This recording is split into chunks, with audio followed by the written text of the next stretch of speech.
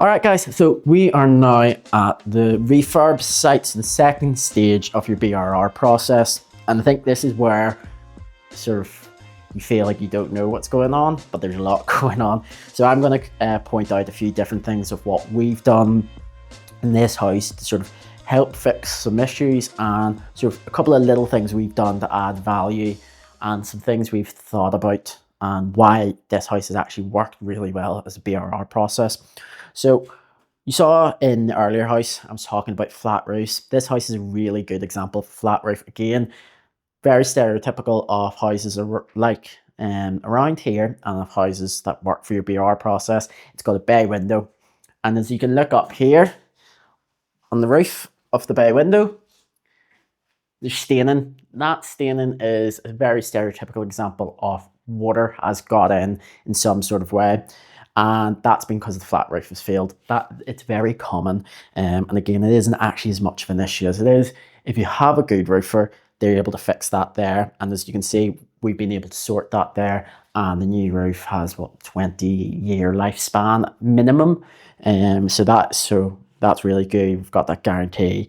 And that's actually sorted. It really can be that simple. And for this house, in this particular location of the house, it was.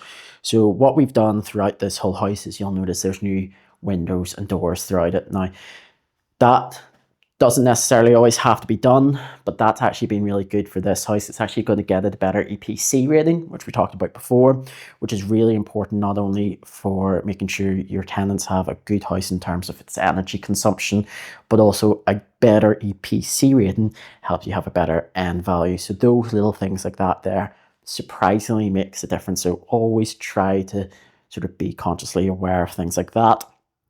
So you can see this house has been plastered in some locations as we go out through, and it's sort of getting ready for plaster and different finishes in other. And you can see here the builders are going to be getting cracking on with this part here.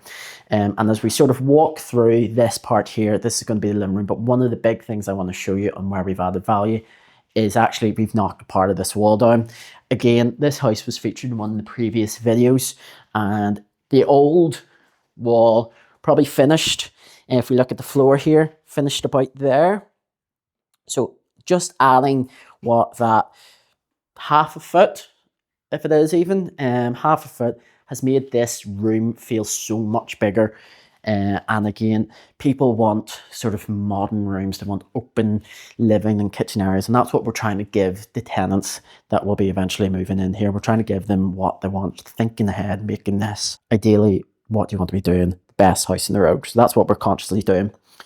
Again, as I spoke before in the previous house, this isn't going to be the brightest of houses, unfortunately. Not much we can do there to change it. We have tried, like we said, with opening the kitchen up, but this house is going to need light colours. It's going to need a light kitchen. So that's something we're constantly working on, and making sure the kitchen has a good flow, it sees good space. Now, if you remember this house, you remember how bad the bathroom was, and we've actually done quite a bit to fix it. So if we go in here, we can see we've slightly reconfigured the bathroom. The toilet is where the camera is right now. And what we're actually going to do here is we're going to put a shower there. And we've moved in the toilet over to the other side.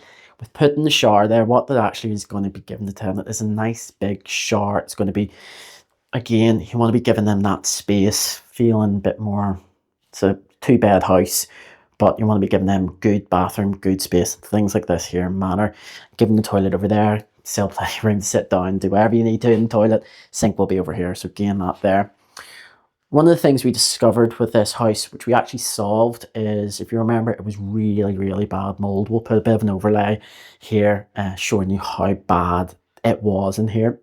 This was actually caused by what we suspect was, again, bad DIY job. It's very, very common in these houses. Is that you've got someone in here, maybe an old landlord who kind of knows what they're doing, but doesn't really know what they're doing.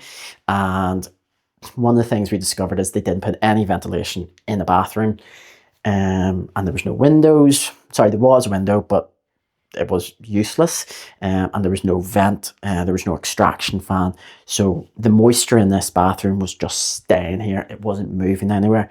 And that was actually made worse because the sort of old heating system, which is an oil heating system, was outside, and the actual hot air, the way they directed it, was coming straight on to where the bathroom, one of the bathroom walls, which was making this even more hot and sort of humid and moisture. So there was just nothing escaping. So one of the big things is I found with this house was I knew clearly this was the bathroom was what people were putting off. I actually didn't know what the exact issue was, but I knew this was one of the main issues. And so I knew I had a really good team behind me, was that we could figure it out. So seeing sometimes you might have to take a little risk like that there, but knowing you've got a good team behind you, they're able to figure these things out quite quickly. We've been able to solve it, and it's just not going to be an issue anymore. So that'll be really good in that there. And that's particularly when you're doing the buy, refurbish, refinance process, is where you'll have an edge on other investors, is knowing if you've got a good team behind you, them knowing exactly what they're doing. So for us, that's one of the things we've done, is we've solved this issue, and it's meant we've been able to find a really good property for below market value, which when we refinance later on, we'll be able to get quite a lot of our money back, if not all. Like I think this house is going to be easily the best house in the street. I'm really confident on that there, and we'll get really good end value, really good tenants in, and they'll have an excellent house as well. So we're then going to go show you the upstairs. Now the upstairs bit's really good, is that it's actually been all plastered and they've done bits and pieces there, and we can talk through a bit more of what we're doing there. So yeah, I'll meet you up there. So one of the things I talk about quite a lot is making sure your houses, you're appealing to as much people as possible. Now, one of the things, anyone who has kids, I don't, but spoken to enough, friends have enough kids, and I'm an uncle, is that kids are wild and they're going to jump. They're going to do lots of run around, basically, is the best way to describe it. So particularly when you have a house like this here, you need to be almost thinking about some safety features. And on that there, this is something we actually put in here, is to actually build this up. So originally, this actually finished just below the banister here, the top part of the banister. And the loft ladder came down. So I think you're probably already knowing what I'm about to say. Kids jump, fall over banister, fall down the stairs. It's not going to be good. So we've actually built this in here as a safety feature. This is strong. Kids are not going to fall through that there. And maybe, let's say, to be honest, even if it's an adult, had a few too much to drink, you know, safety is important. You're not going to be falling through that there if you fall off the ladder. So that's strong. It's going to stop that there. And it's actually allowed us to create a bit of a bigger space here, which opens up the house a bit more. We are aware of the importance of light. Again, it's something I always talk about here, is that you want to have bright light houses. So this is why we've got the space in here, which will be for a window.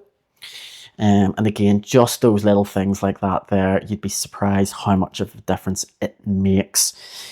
So always be conscious of trying to do things like that there, and try to address future problems now instead of when you're at the very end stage. If you sort the issues out now, it'll save you a lot of bother and worry in the future. Again, one of the things I'm always talking about in this throughout the whole process, clearly I talk about a lot of things over and over again, but it's good just to reiterate it, is that you're wanting to plan for this house that you don't fix anything in the next 10 years. You want it to be that good of a standard that you don't need to fix anything in 10 years or address any issues. So little things like this here, new windows, new doors, replastering, getting rewiring done to make sure it's even above what the standard should be, is really good, particularly when you're buying these houses like that there and your budget allows you to do.